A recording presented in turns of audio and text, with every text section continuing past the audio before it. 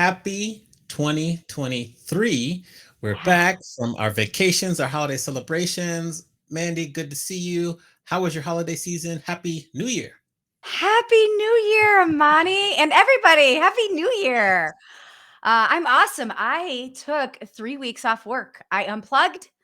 I did not look at one email. Well, I lied. I looked at a couple emails, but I have not done that in 12 years. Normally, my vacations are all about like I work from 5 to 9 in the morning.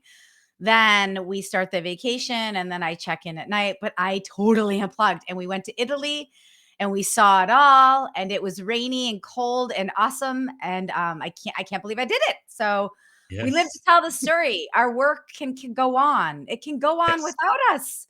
And Work can everything go was on. fine. Yeah. What about Yeah. you?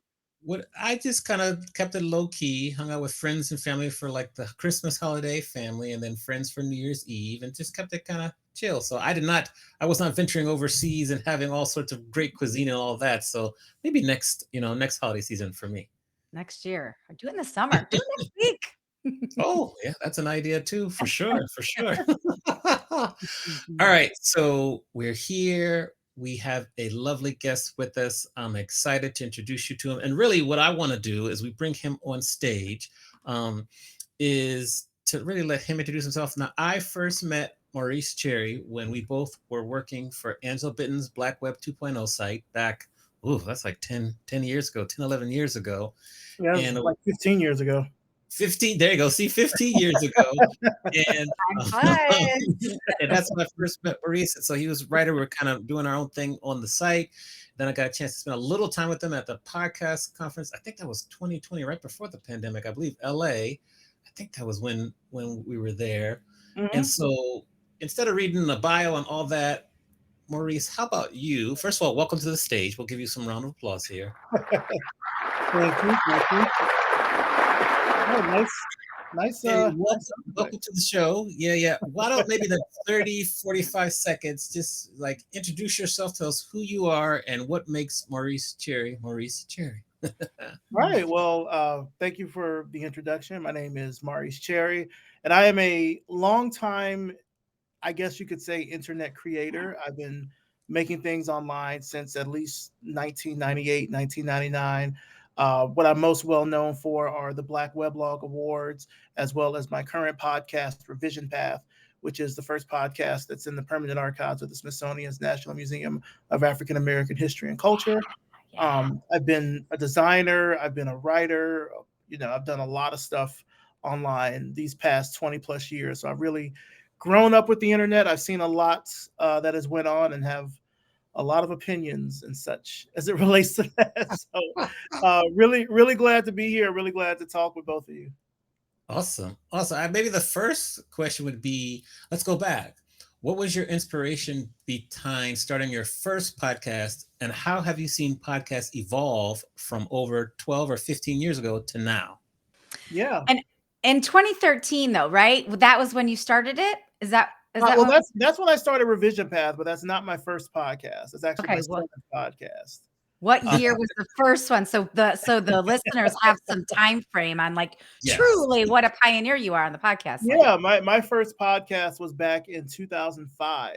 I was just recording really terrible audio audio files using a $10 microphone that I got from CVS. Just doing and I didn't even call them podcasts because they weren't called podcasts back then. There wasn't really a name for them. It was just called audio blogging. Mm. For folks that know about podcasting, it's really sort of a portmanteau of iPod from Apple and broadcast. So that's where the podcast comes from. So I started before the iPod was a thing. Just like making those short audio files, maybe like 20, 30 minutes, for an old personal blog that I had that friends of mine could sort of listen to. So that was sort of the first blog. I called it a blogcast, but that was like the first podcast that I did back then. And I would really call that like the first wave of podcasting, where a lot of what we know as podcasting really was brought by large media entities that already had the infrastructure, like a New York Times or NPR or something. They would basically just take their radio shows or broadcasts and then put them on the internet as MP3s because there was no community around podcasting, nor was there really a sort of syndication or directory method for that. Like it took a while even for iTunes to add podcasts. So that first wave of podcasting was really grassroots and communal. I like tapped into a local Atlanta, really a local Georgia community, but based here in Atlanta, community called the Georgia Podcast Network. We had a couple of pod camps. I don't know if you all remember the camp style of Mm. conferences from back in the day that were very much attendee generated.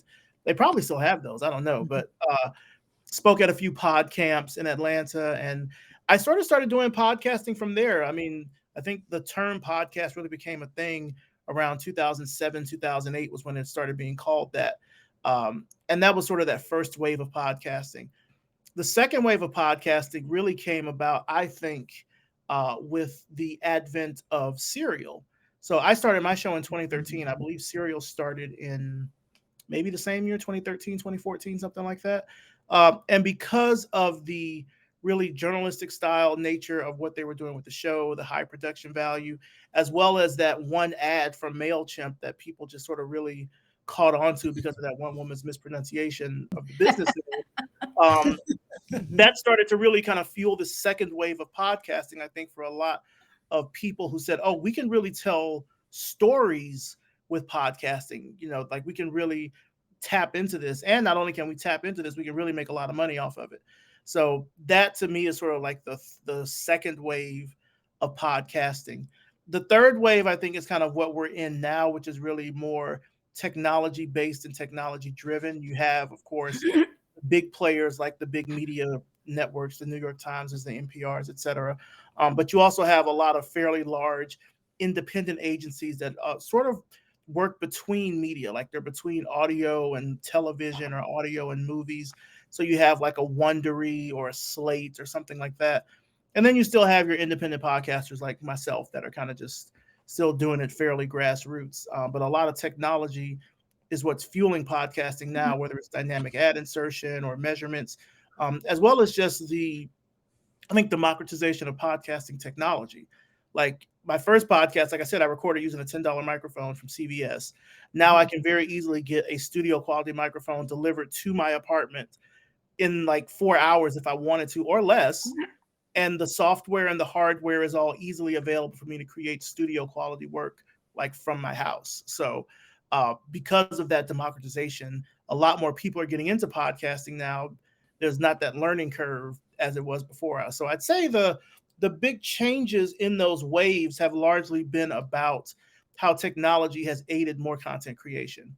Not to say that it was really gate kept in the first wave or the second wave, but as technology got better, as software got better, as hardware became more available, more and more people were able to get into it with a much lower learning curve. And so then that meant more and more people could create things just from scratch.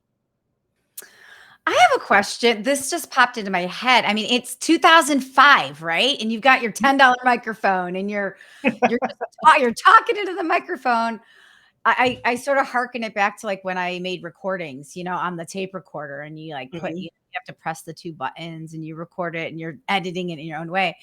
Who were your contemporaries back then? Like who was doing what you were doing, and are they still around? Because people come in and out, right? Are they still around? Are you the I sole mean, survivor? back then, I'm loath to even say contemporaries because then I think that means that we were at some point operating at the same level. Like I had a studio apartment that I was recording my my audio files from off a $10 microphone. Yeah. So I was really just doing it honestly at like a very hobbyist level, not Mhm. with any sort of indication of trying to gain an audience. I didn't care about downloads. It was more so for my friends who lived in other cities that I didn't see that often to Mm. know like, oh, this is what, Maurice is up to, that kind of thing. So, and also at the time, and this is prior to Twitter, the precursor to Twitter was an audio blogging site called Odeo. And so I used that. A Mm. lot of other people use Odeo to kind of create these. I think you could make like these little short audio posts that were like 3 minutes or less and share those between people. So you had the kind of infrastructure, at least for some sort of basic level of like audio sharing, but certainly not to the level of syndication that we see now. I mean, RSS existed back then, and you could deliver via RSS, but the the infrastructure to do all of that, like a directory with RSS and all that, didn't really exist for a lot of people, nor were a lot of people really, I think, even cognizant that they could do that. So Yeah. I don't think I had contemporaries back then because I was just doing it for like me and my friends. Like I wasn't Yeah. trying to compare what I was doing to other people. I wasn't worried about downloads or discovery or anything like that. I was just sort of doing it really on a lark. So I want to I ask a love follow-up that. question to that because we speak about contemporaries. You have been a guest on one of my favorite podcasts of all time, and whom I think is one of the best interviewers and researchers that I've ever seen, Debbie Millman. How did you run across Debbie Millman? How do you kind of view her in your kind of graphic design world? Because she's like a legend in her own right. Hmm. Yeah, I mean Debbie is a legend. I wouldn't even say just in terms of podcasting. She's just a legend in design. I mean, Yes. in terms of women that have been doing it at the level, at the skill, at the intensity that she's done it for decades, is something that like I can't touch that with a 10-foot pole. So podcasting aside, Debbie is a Hmm. prolific designer. I mean, I think I first encountered Debbie probably at like I want to say it was at How Design Live in 2016 here in Atlanta was when I first saw her in person. Because certainly you hear like when I started doing this design podcast in 2013, there were all the people that I heard about. I heard about Stephen Heller. I heard about Paula Scher. I heard about Debbie Millman. Never met them. I just heard about them because, of course, they're just in the atmosphere of design luminaries. Like I just knew who they were, like constellations in the sky, right? So I never met them. I first met her. Yeah, it was 2016. How Design Live because we were both speaking, and I met her at a speaker dinner, which they had in a. It was so weird. They did the speaker dinner in a parking garage, but we had our speaker dinner, and that was when I first met her. And I don't think. Well, I'm not gonna say that. She didn't know who I was. I knew who she was. I was like, okay. She was like, who is this large black man with an afro trying to talk to me? She didn't know who I was. I think probably in terms of like when we knew each other as contemporaries, I would have to say, maybe it might have been around the time we did that interview. I mean, because Okay. like I said, Debbie operates at such a cosmic level that I can only one day hope to reach as a podcaster and as a designer. Um, I just think she's done so much to bring the field of design to not just more designers, but to business people, to the average layperson. Like my mom knew about Design Matters, and she is the most technophobic person Hmm. that I Ah, know. So like the fact that she was able to bring it to so many people on the radio, because her show is also syndicated. So yes. people know about her all over the world in that aspect. So yeah, I don't know. Contemporary in that aspect, I don't know if her and I really match up. Like she's light years to where I am. But yeah, I first met her in 2016, and I think we've certainly kept in touch. I mean, she at the time she was living in New York. Now she's in Los Angeles. So Mhm. we were just never like really in the same place. Like I want to say I met her in 2018. I was in New York for an awards gala where I got an award from AIGA, the Stephen Heller Prize for Cultural Commentary. And again, to kind of give you the sense of like, I'm meeting these types of designers I only heard about. Like, I met Stephen Heller, I met Paula Scher, I met Seymour Schwartz. Like, I've met all these people that I just heard about, and they're congratulating me. And I'm like, yeah, that's great. That's wonderful.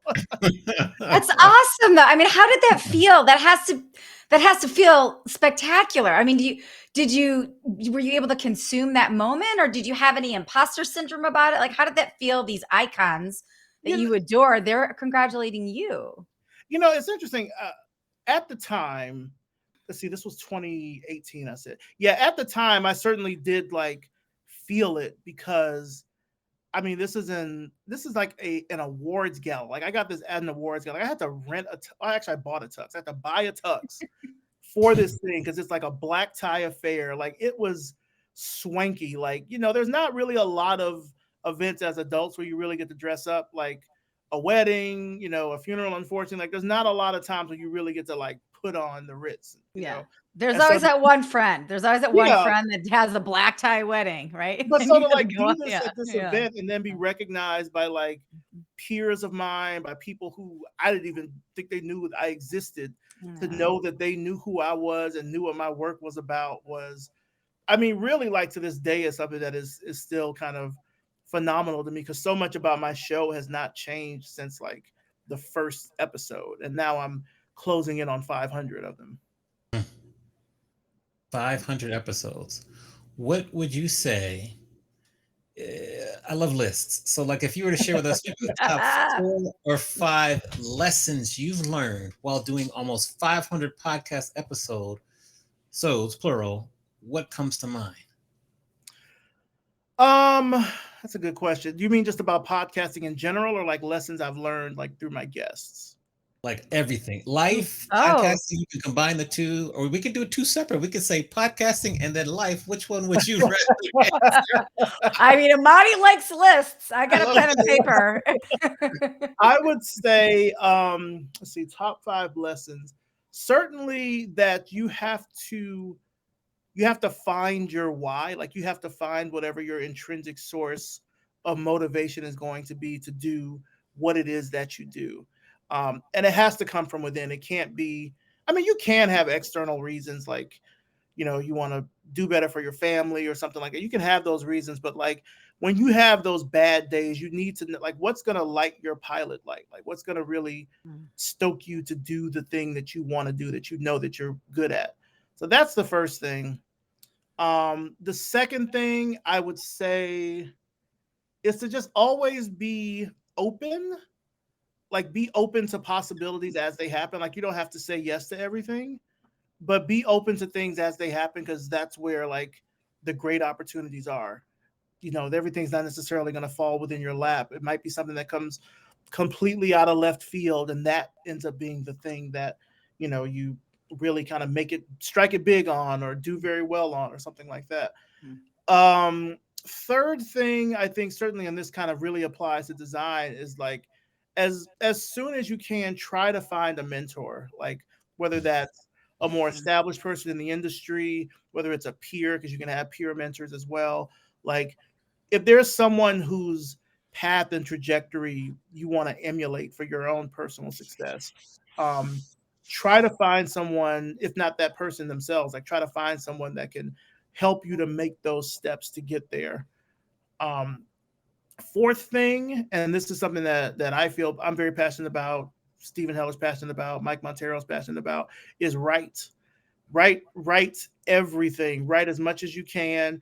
You don't have to write a book, you don't have to be a best-selling author or anything like that, but writing really helps you with like honing your process, especially if you're a freelancer of any sort. It helps you with writing proposals, writing emails, writing copy, like just getting better at writing and putting your thoughts down either on paper or on the web somewhere.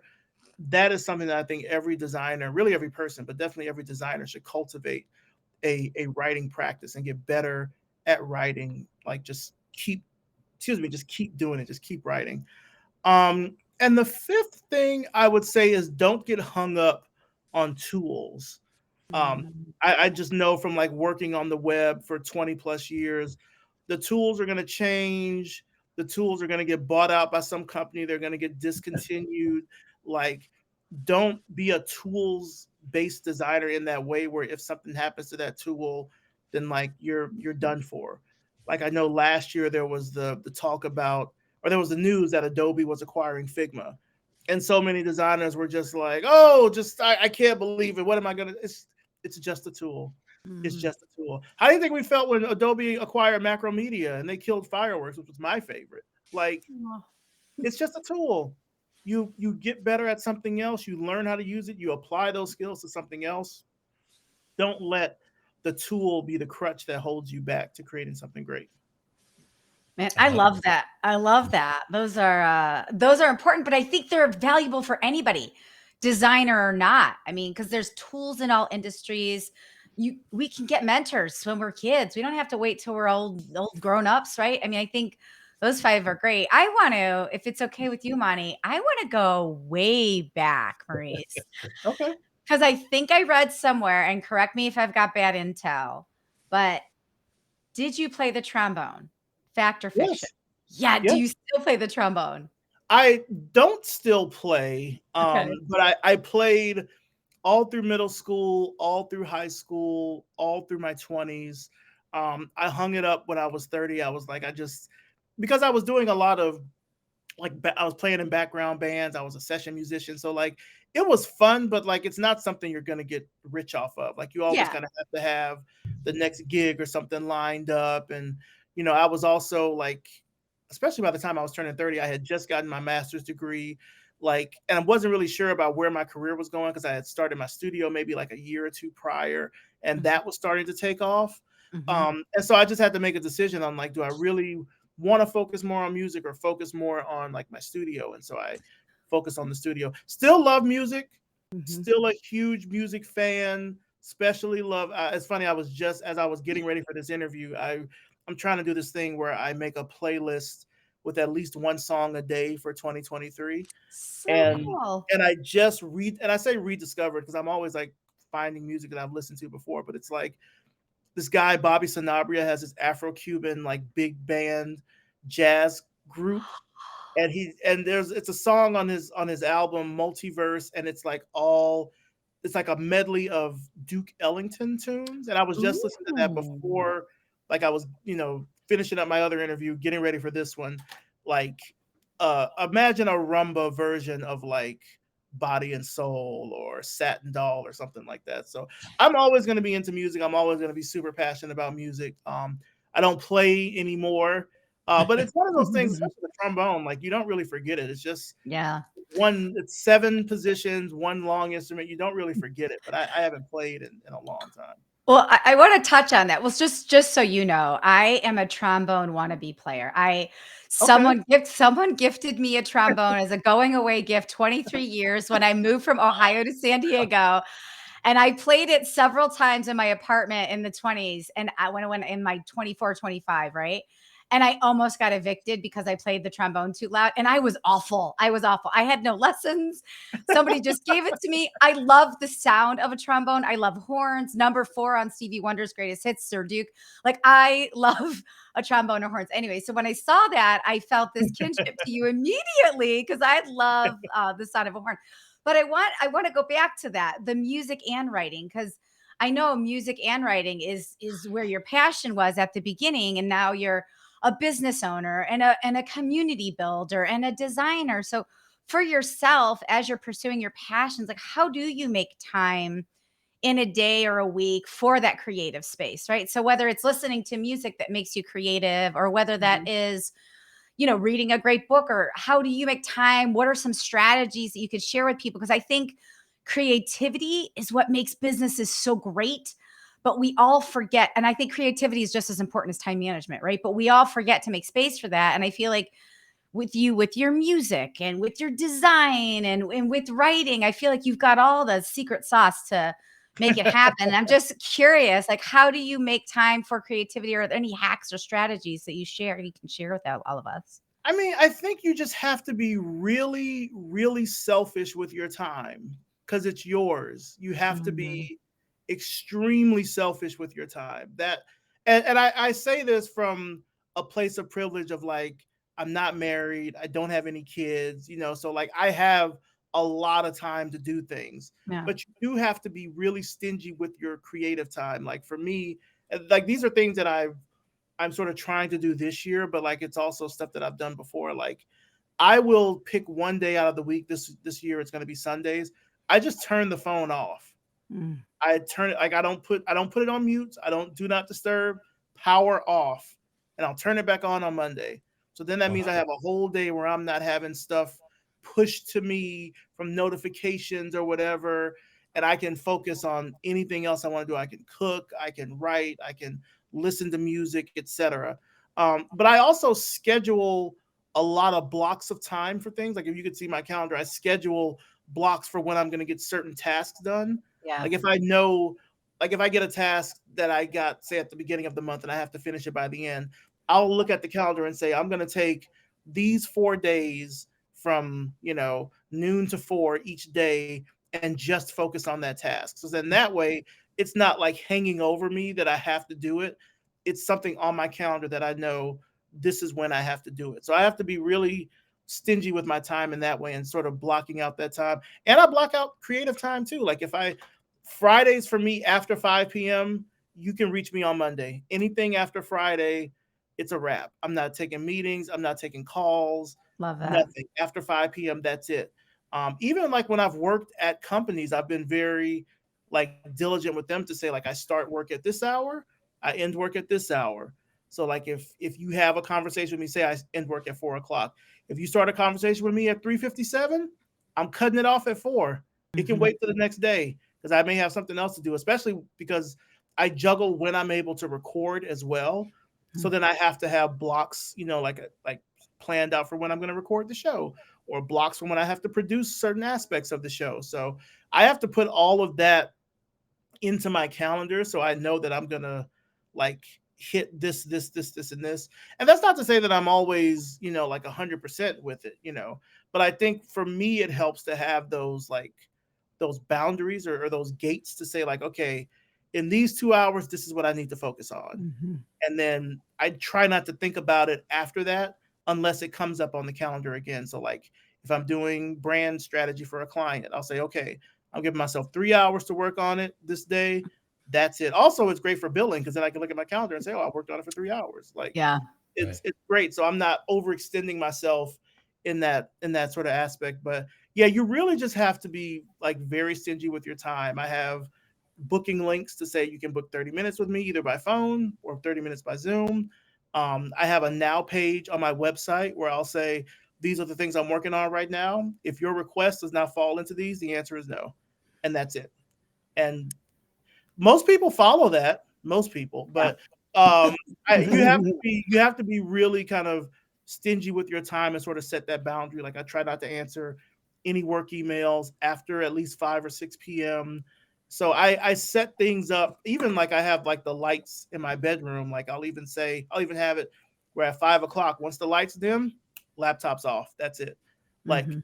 you have to set, or for me, it helps to like set those boundaries with myself to know like, okay, I only have 24 hours in a day, so I need to get these things done during this time period, and that's that. Because then otherwise, what, I'm up late at night trying to get something done. I'm not going to be at my best, and like I'm not Mhm. going to produce the best work then. So also blocking out those time frames sort of lets me conserve my energy for knowing this is when I need to really like go hard on this, or this is when I can maybe relax a little bit more. And I set it up so I have rest breaks and work periods. So after the work, then I've got, like I said, after 5 p.m., that's me time.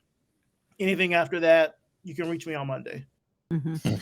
Love I it. love that. Setting those boundaries is so important. Teaching people how to treat you, so Yes. important. And I love the no phone on Sundays. Just you're just making space in your brain for all the other great stuff. Those are great takeaways. Thanks for Yeah, that. and I mean, if there's someone that like really has to reach me, like I'm not completely cutting myself off. So like if Yeah. you send me an email because you tried to reach me by phone and you couldn't, that's fine. But like I let all the important people know, like Sundays, I'm not available. Mhm. If you really want to reach me, like reach me on Saturday. If it's an emergency, email me or something like that, and then I can check it.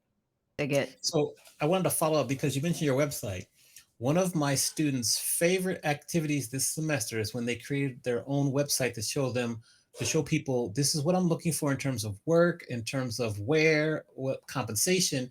And I actually got the idea because you shared yours on LinkedIn like middle of the year. So I wanted to compliment you on that. And then also ask you for like this is a new year. You mentioned you have a goal of doing like one new song on a playlist per day. Mhm. What other kind of goals or like goals do you have set up this year that you're trying to achieve?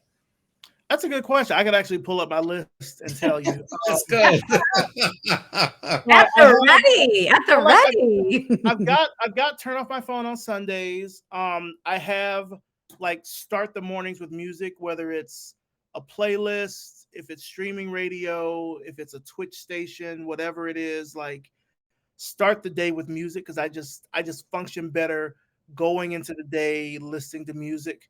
I mentioned before about like any like work emails after 5 or 6 p.m. will get answered the next day. Same thing with phone calls. If it's personal phone calls, I'll answer it after 5 p.m. I try not to answer personal calls during the day because that's when I've blocked out work stuff. Um, and then the newest, sort of the newest thing is to try to read at least one book a month. I'm not going to go as far as to say a week because I don't have that much time, but like at least one a month, whether that's a physical book, an audio book, something like read one book a month. So right now I'm working on the second edition of Mike Montero's book, Design as a Job. I'm like halfway through that right now. Those are good goals. Okay. And the books, like, do you have the books set up like what you want to read? And also, since you're tuning in Twitch channels, I got to make sure you follow me on Twitch because I stream a couple days too, music too. So I got to let you know that. But book, like, well, we could talk about books because, like, what do you have on tap to read? And then maybe if you were going to recommend 2 or 3 books that you feel people should really like stop what they're doing now and read them like immediately, what books come to mind? It can be books you read years ago, last year, 2 years ago. What comes to mind for you? Okay. So after this book, I know I'm reading. It's a book by Cy Grundy. She wrote it about Morehouse College. It's called Respectable. I went to Morehouse College, so I want to read that book after I finish this Design as a Job book. Books for other people. I always recommend On Writing Well. I forget who the author is, but it's a book on writing called On Writing Well. And if you're starting your writing practice, or if you're trying to cultivate a writing practice, I think that's a really great book to read.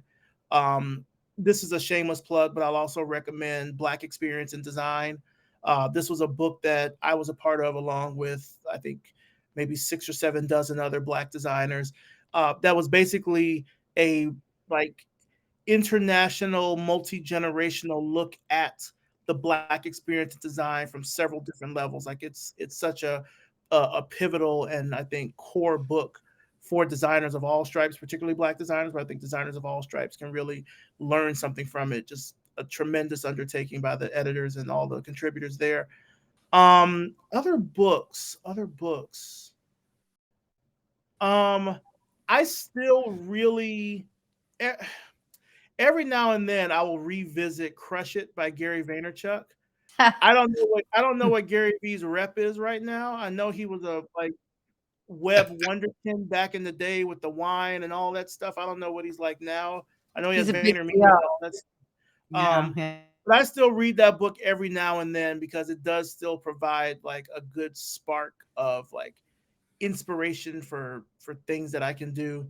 Um, trying to think of other books.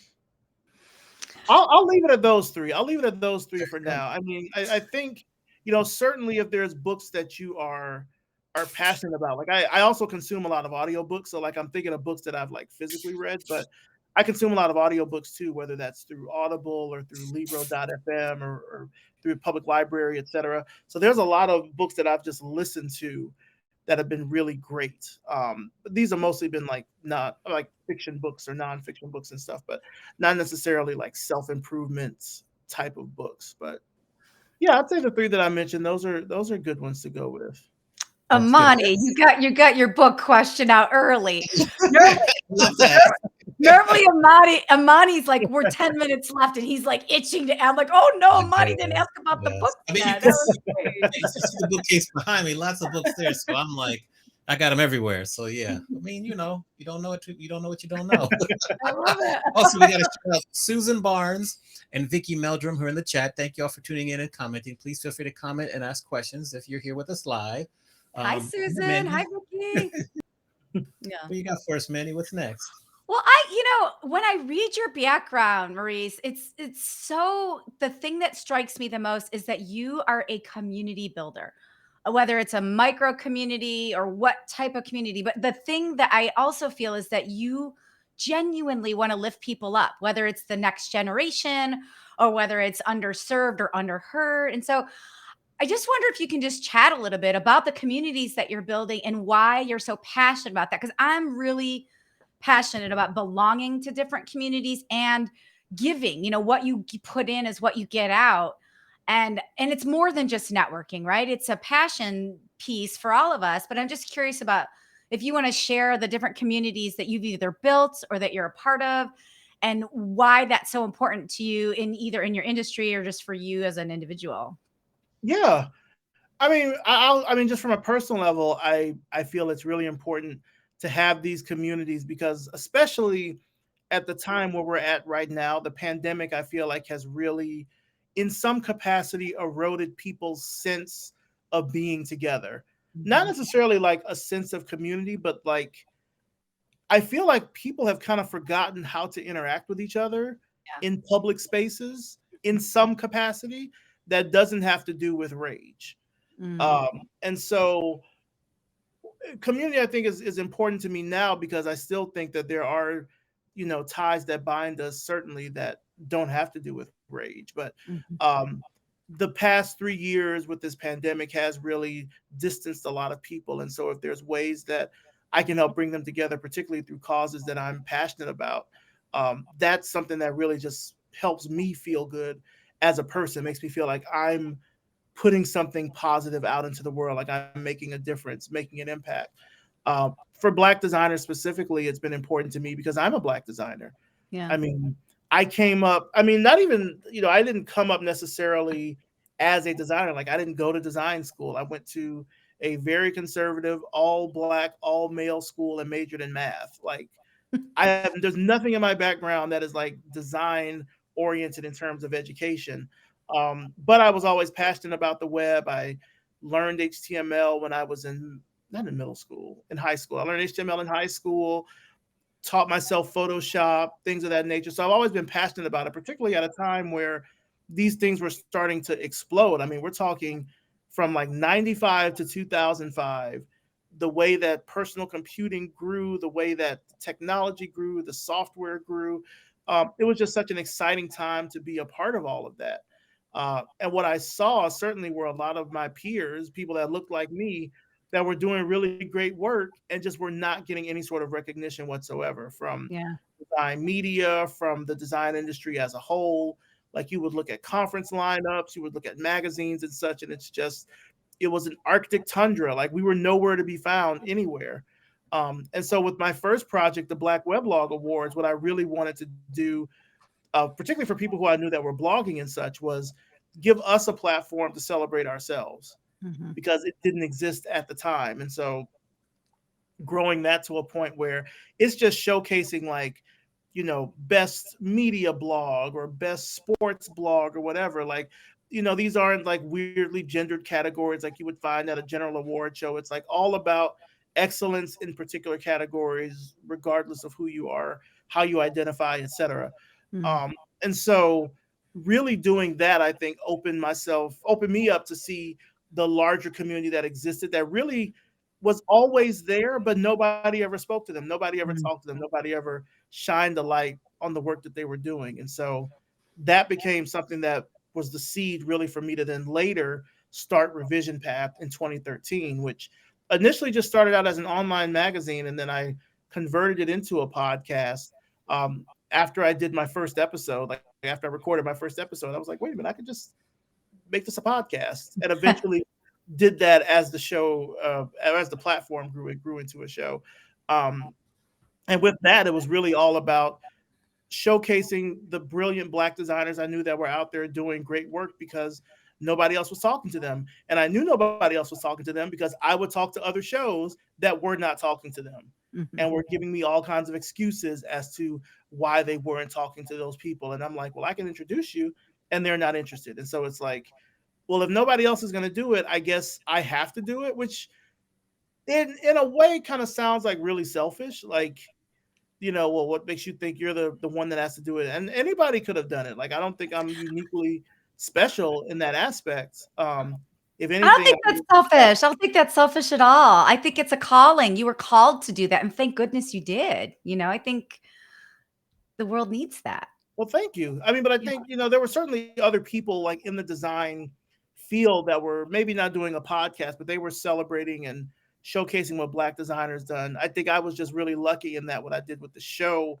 took Mhm. off like it did. with the Yeah. longevity that it had, focusing on what sort of modern designers were doing, because I've seen design change over the 10 years from being more visual based to a lot of UX, UI, experiential, AR, XR, et cetera. I've seen how design has grown as technology has grown. And so to be able to still talk to people and get their first person, like, accurate, depictions of what's happening in their lives at these times because nobody else is talking to them.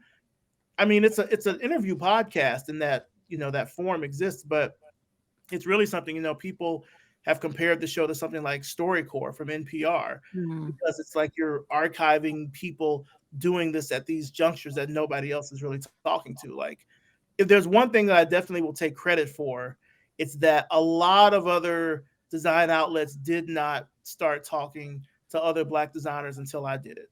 Mm. They did not, and I know they didn't because I've researched it. Yeah. So I can take credit for that. I'm not gonna say that I'm not saying like all of them are my sons or anything like that, but I can take credit for that at least because I know that a lot of outlets just were not at all looking to talk to Black designers, and it wasn't even out of like, a lack of diversity. It was really out of racism, to be completely honest. But Yeah. um, Well, I what's feel really fortunate to be able to have helped steward that along so more of us could be recognized industry wide. what is one thing, like from a designer's perspective or organizers, like what's one thing you want to tell organizers out there that whether they're creating an awards show or whether they're opening up their opportunity for work for designers, like what's one thing that you want everybody to know about what you've learned so far about the design community? I would say two. I'll give two things, and one of these things is to like the organizers, and then one of these is to like designers themselves. For organizers, you have to talk to people. You have to talk to people. You have to talk to people outside of your bubble. You can get on Twitter, you can get on LinkedIn, whatever. You have to talk to other people who are not just in your circle. The main reason that I've been able to branch out, like I do, like most of the show is just a bunch of cold calls. Like, Mhm. even now, 10 years in, I'm reaching out and people are like, who are you? And not that I expect them to know me, but like a lot of what I do is just reaching out and talking to people. And a lot of people, a lot of companies even just do not do that. They're Mhm. only talking to people within the narrow confines of where they happen to exist, and then throwing their hands up in frustration when they can't find diversity in this small little niche that they've carved out. Like, Mhm.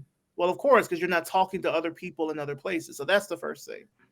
Second thing I would say for designers, and this is, I mean, take this advice. It's the top of the year. Set a reminder on your calendar every month to go through all of your forward facing social entities, Twitter, website, LinkedIn, etc., and make sure all of that information is correct. People are looking for you in any place. They're looking for you everywhere. Everywhere that you might be online is where people are looking for you. And you really want to make sure that all of that information is correct, that it lines up. I'm not saying that's, I don't want to say makes sense, but like just make sure that it's all consistent. I know so many people that have missed out on opportunities because they had the wrong email address up, or, well, I don't operate this thing anymore. Well, then close it down. But like, set a reminder on your calendar. Sorry, I'm like hitting my laptop. Set a reminder on your calendar. Chopping. Set a So reminder on passionate. your calendar Just do it. and check it every month. Just make sure it's all up to date. Like, does your LinkedIn bio line up with what your website bio is? Is the email address that you can be contacted at, is that accurate? Does your contact form work? Like, all of the, just make sure it all works. You have no idea how many people I encounter where it's like they kind of, and I don't know if it's because they just purposely don't want to be found, which is a thing, I look, I completely understand that, but Mhm. like, don't have these public facing entities and then nobody's able to really reach out and touch, like, talk to you if they want to present you with an opportunity or anything like that. Just make sure that those outlets are working and correct. That's so simple. That's the second time today I heard that. Troy Hooper, who was another guest of ours a couple weeks ago, he made this whole TikTok post about this today of like, Your contact info is the most important. You could have the most beautiful content out there, but your web link doesn't work or your contact information is wrong. And I don't think people don't want to be found. I genuinely think people just forget to Mhm. update it. So I think putting in a calendar appointment is really important. And as a buyer myself, the number of people that sell to me and give me their wrong response information, I'm like, are you crazy? This is like Yeah. sales 101. But it does happen. And that's a great reminder. I love that. Yeah. I want to circle back to one point you made. What progress have you seen in terms of more visibility for Black designers such as yourself based on almost 10 years now of work with your podcast and being in the industry and speaking? What progress has been made? What more progress is there left to make? I'd say certainly progress that has been made is that there are a lot more um, events, groups, and organizations that are catered towards or for Black designers. Like when I started doing this in 2013, there was, and I guess they still exist in some capacity, the Organization of Black Designers, but they hadn't, at least to my knowledge back then, hadn't really done a lot of events. Like I think their heyday might have been more in the early 2000s than when I started. Um, but now in 2022, I mean, there are people that have conferences over Zoom, conferences over Hopin. There's folks doing meetups. There's Slack teams. There's Discord servers. Like there's so many opportunities and ways to gather and bring in community around Black designers that just did not exist even 5 years ago. There's so many things now. Like you could probably plot out something now at least once a month in terms of an event to go to, a speaker to hear from. And like I said, just because there are more Black designers out there that are visible, like you're now seeing them in so many other places. And the benefit of seeing them in so many other places is that you have, say, Black influencers or Black musicians, etc., that then use the work of those Black designers. So now you've got Mm, this creative collaboration going on. Like it's just so much bigger and more expansive now than it was, and I think technology has been a big reason for that. Like especially once the pandemic started, I saw at least 3 or 4 Black design events just pop up within the span of a year that just didn't exist before. Like you Mm. could all get on Zoom and have a call and charge people $20 a ticket to listen or something. But like it existed. Like now something like this is a thing where people can put it together, and the technology now facilitates it where you can create these events and have these organizations and things, and you don't have to spend a dime. A lot of this stuff is free. So if free or low cost, I'll say that some of the things are free, like Discord servers and things like that. But even with Discord, you can like put on events through Discord. You can have Yeah. like movie nights. You can do panel. Like it's a lot easier to get started with something. If you can't find the community, it's a lot easier to build the community, or at least start to build it. But the communities now exist out there more than they did before. um, I wish they worked together more. mm, I Yeah. think there's a lot of silos even yeah. in what looks to be a monolithic kind of thing. I wish there were a lot more collaboration between some of these entities, like working together. Like right now, I'm working with State of Black Design, and we have a talent collective together that we call the 10th Collective, which is a combination job board and talent collective where we pair. Well, we don't pair them, but we put together Black designers that are looking for work with companies that are looking to hire Black designers. So, like, Awesome. that's something that we started into sort of doing together last year, and we're continuing now this year, particularly with the next State of Black Design event coming up in the fall this year. So, I wish there was more collaboration in those aspects. Like even like I've done my show now for, like I said, for 10 years. And I've had, other Black podcasters on the show and things like that. But like I've not had I've not had that same sort of like reciprocation. We'll say Mm, that. mhm. Yeah. I've done a lot of reaching out and I've been left with sore arms. I'll just put it that way. That's a Okay. great way to say Okay. that. Now we're to our 10-minute mark. So now we flip the script, allow you to ask both Mandy and myself a question. Any question. That's kind of something unique and fun we do here on the show. So we'll turn the microphone. Well, you're used to it, but you can you can ask us questions and we All will right. answer them. Amani, I'll start with you. I want to hear the story behind that Vibe magazine cover in the background? Ah. Okay, good question. So we're looking at the Vibe magazine cover right there. That's Mariah Yeah. Carey. I'm a huge Mariah Carey fan. I think I got a couple other covers of her. This one is particularly notable because it was when she was talking about how she kind of went through a breakdown, and so I just put it. I have a bunch of Vibe, what is it, covers? What's it called? Framed. This one is just because I'm a big Mariah fan and I support her. I got her book. I think it's back there too. And that's just really the simple story is that, I like the cover. The article was good. I frame them. And yeah, that's it right there. Okay.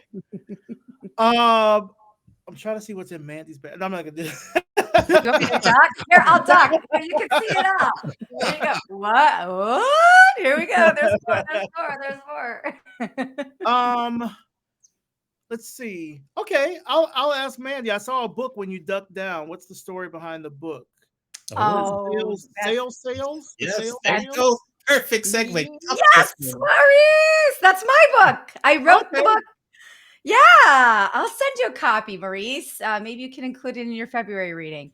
But All it's right. uh, it's it's my book. It's Sales Tales: The Hustle, Humor, Lessons from a Life in Sales, and I wrote it. Gosh, I finished writing it in 2019. It came out October 2021, and it's a journey through the actual sales process, and it's a whole bunch of funny stories about being a salesperson, a buyer, a sales coach over the years, but it goes through the life cycle of an actual sale. So it starts with research, networking, prospecting, the value of time, the value of value, making a pitch, and then disaster selling. I added at the end because COVID gave me that gift, Mhm. and how to run your business through a crisis. But yeah, that's my book. It came out in 2021. The audio came out in April 2022. Okay. That was good. That was a good Yeah. question. I like. That's a good I should. question. I should do this little elevator thing more. Yeah. So that was well done, Maurice. I love it. I love it. What's up, Heather? I hope I pronounced your last name right. I think it's Heather Raich, Raich. So good to see you there. Um, if we could go back to talk to Maurice, say it's like May 2003, you're just walking Atlanta, just finished from Morehouse. It's a shame you did not go to Howard University, but we will not hold that against you because that's where I Look, went. Howard can give me a scholarship, so that's on them. That is on them. Talk to them about that. We I will went where talk the money to them. was. And we're going to talk to Maurice and say, Maurice, if you were to give your younger self advice based on, 20 years of additional experience, wisdom, and life lived, what advice would you give your younger self? Ooh.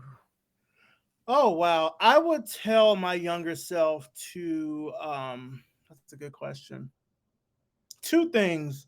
One, uh don't listen to there was a lot of prevailing knowledge around that time. I don't know if it's still the case now, but there was a time, and I would say the like mid to late 2000s, where there was this whole narrative of like the bachelor's degree is the new high school diploma, and so if you really want to get ahead, you have to get a master's degree.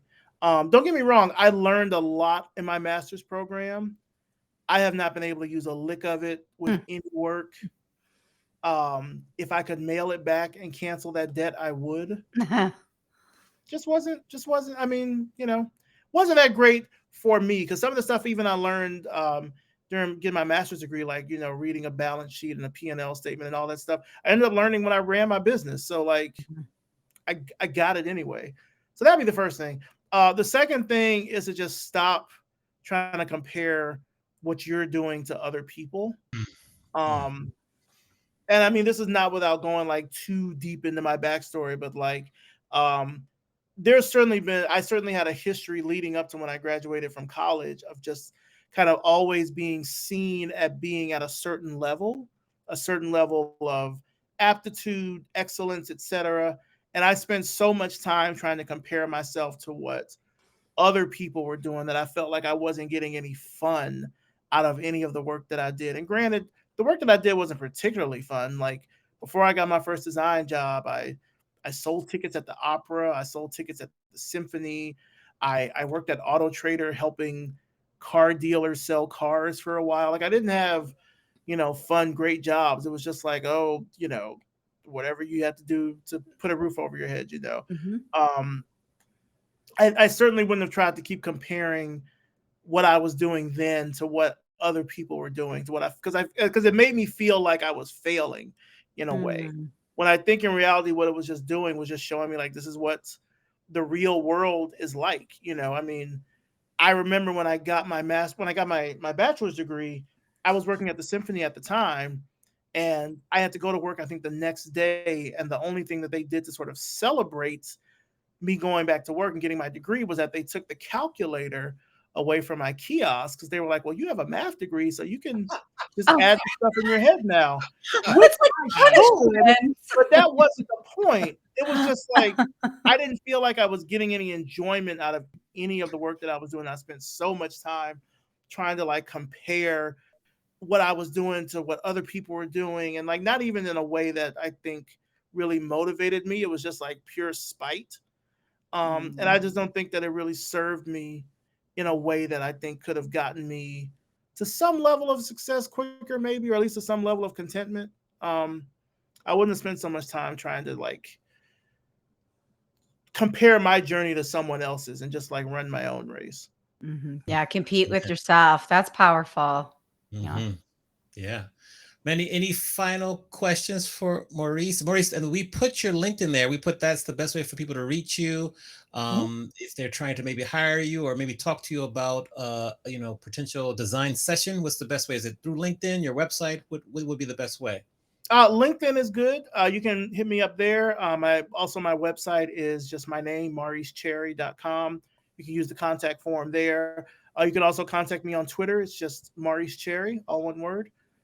You can reach me there. And also through Maurice Cherry, you'll see links to Revision Path and other projects and things that I've done. So my website is, I think, a really good catch-all that shows pretty much what I've done over my 20 plus year career. And you can contact me there.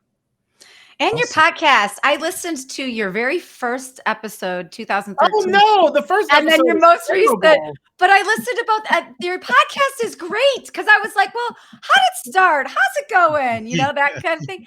The podcast is great. I mean, I think you just had the most recent woman was a creative coach, right? Yeah, Like how Sharon fast, Burton. super fascinating. So listen, if anybody's out there listening, the podcast, I'm not even a designer, but I am fast. It was a great listen. I got so many little nuggets from that. So listen to the podcast for sure. And I just want to just personally say, like, you are a change maker and the world needs more of you. So just keep going because you're setting some great examples for the rest of us who we have to continue to give back. We have to lift up those, in our sphere, in our industries, whatever that is. And so just keep going. It's a really big honor to chat with you today. And we're really privileged to have your time. So thank you for making time for us.